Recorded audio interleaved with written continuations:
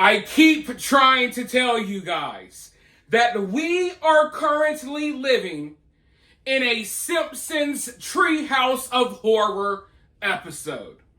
For those of you all who might not be keeping track, just in the last week or so, we have dealt with radioactive wasps that are still on the loose, by the way. Of course, we have the haunted Annabelle doll acting up, and she now has a new temporary owner. We're dealing with the upcoming alien invasion in November. And now, to add the cherry on top, NASA is getting ready to make a huge announcement in the coming days, weeks, maybe months, but I don't even think it's going to take that long. And that announcement is going to be that they are getting ready to build a nuclear reactor on the moon. This is not a joke. This is not a drill.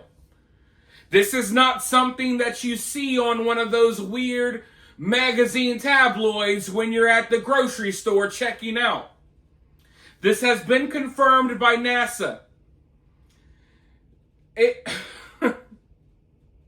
I am worried, to say the least, but this has been confirmed by NASA.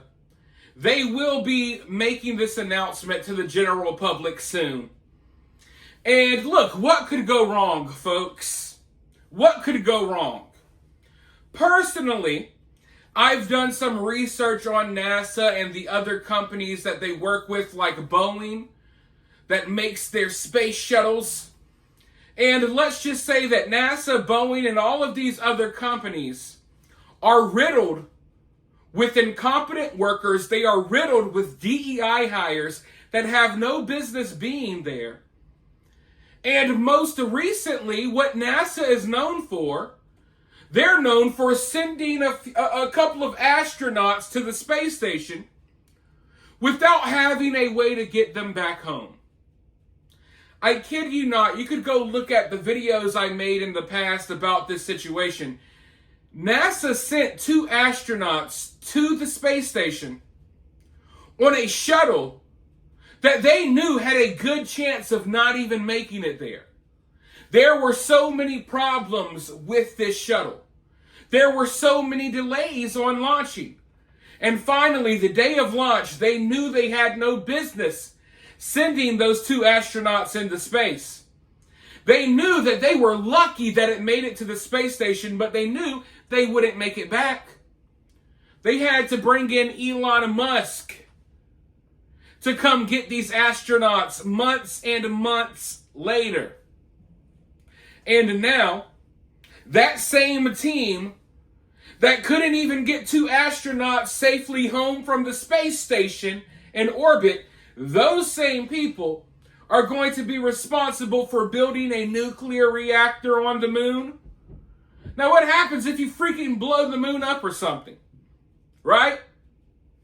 And what you also got to understand is that behind the scenes right now, as we speak, we are in the middle of another space race, supposedly.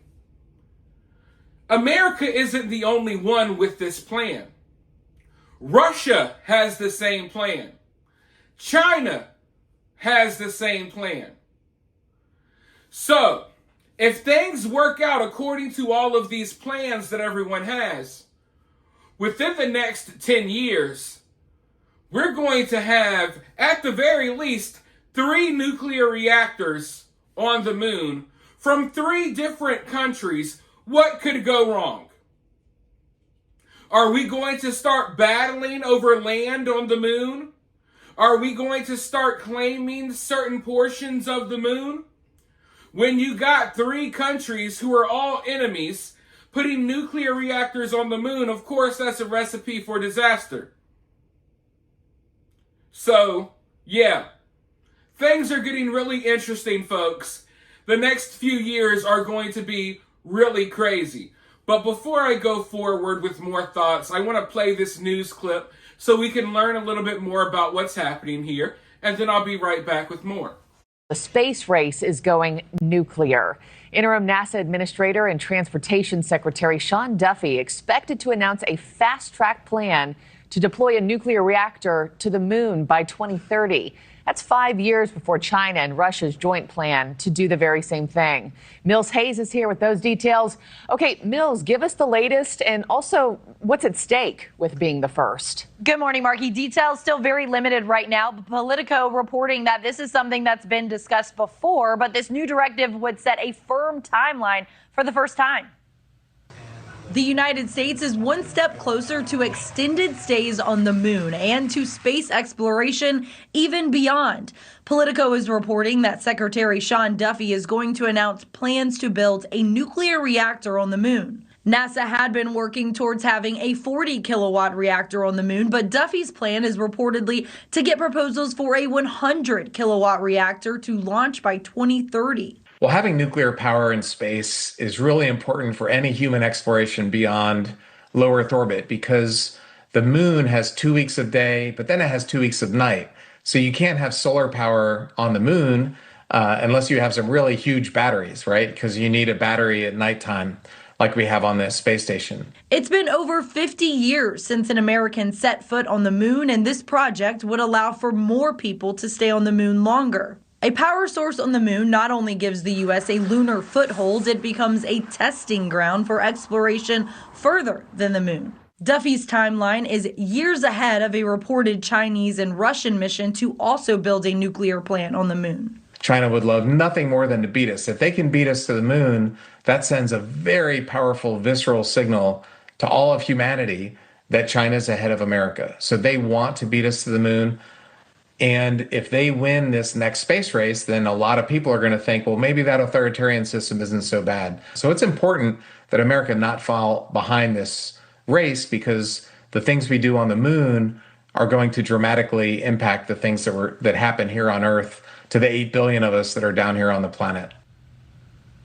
The announcement comes amid NASA's downsizing. About 20% of NASA's employees opted to leave the agency as part of DOGE's Referred Resignation and Voluntary Departure program. Reportedly, the announcement will require NASA to appoint someone to lead the project and give those companies that are interested 60 days to submit their proposal. 2030, ladies and gentlemen, 2030. I know that number, it sounds like it's so far away, right? The year 2030, that sounds so futuristic, at least for people like my age and of course older. But 2030 is really only like 4.5 years away. That's not a lot of time. It often takes longer to build like a shopping strip or something in one of our cities across America. 2030.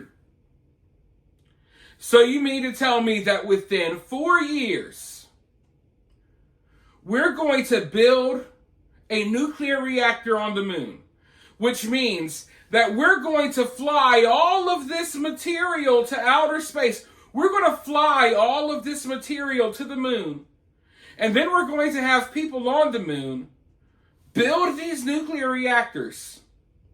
All within 4 years? But supposedly you can't even rescue the astronauts from the space station. But in 4 years, you're going to fly all the material you need for a nuclear reactor to the moon.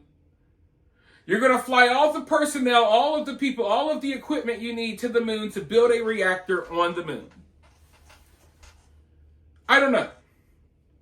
It seems like that may be far-fetched, like they might not be able to pull that off. But another part of me feels like we already got stuff on the moon.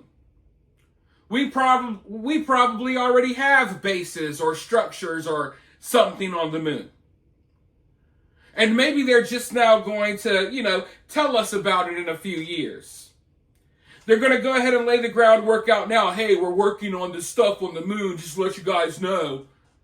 When in reality, it's probably already there. Because you're not going to convince me that in 4 years, you're going to do all of this. You know what I mean? It's not like they're building a CVS. they're building a nuclear reactor, which is already crazy enough, but a nuclear reactor on the moon. So yeah, I kind of feel like if they're announcing this now, that the plan has already been in motion for a long time, and maybe they already have something up there for all we know. But as I said, you got Russia and you got China not far behind, saying that by 2033, 2035, they're going to have their own nuclear reactors up there. So now we got this space race. And NASA is rushing to try to do things quickly so we can do it before China. Which means we may be cutting corners and doing things that aren't safe in order to get this thing up there before China. But also, we got all of this talk about UFOs and aliens and that possible alien invasion in November. I don't think it's really going to happen, but there's conversations around a lot of that right now. And I told you that maybe one of the reasons why we're seeing all of these conversations about aliens and UFOs is because our government wants excuses to use a lot of money to build space weapons and stuff like that, right? Well, looky here. At the same time that they're telling us, oh my God, a spaceship is headed towards Earth, now NASA is getting ready to announce that, hey, we need billions upon billions of dollars to build this nuclear reactor on the moon.